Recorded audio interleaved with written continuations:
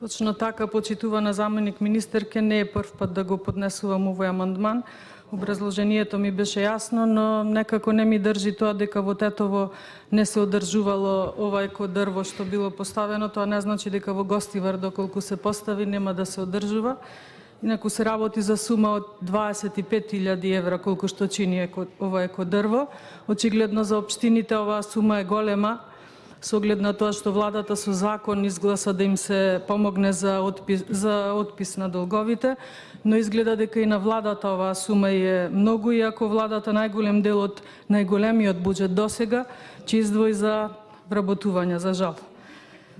Лани во екот на најголемото аерозагадување, кога нашата претеничка група побара да се свика итна седница по оваа тема, на дневен ред оваа точка дојде дури по 8 месеци, кога аерозагадувањето стана и помалку актуелно и помалку алармантно, но за жал сега сме повторно на прагот, кога аерозагадувањето веќе станува проблем број 1 во Македонија, но ете повторно амандманот е одбиен.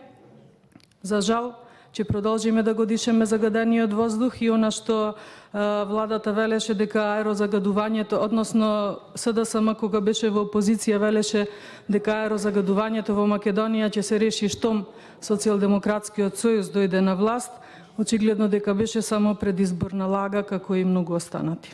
Благодарам. Благодарам. Дали некој друг бара